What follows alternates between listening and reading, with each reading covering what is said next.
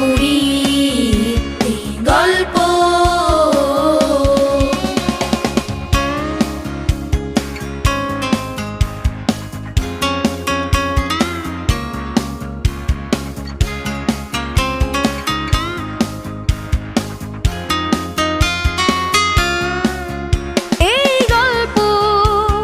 শিশিরে শিশিরে শিহরিত হওয়া সঙ্গীত শেফালি, শতপ্রভাতের সৌরভ মাখা সুবর্ণ জয়ন্তী।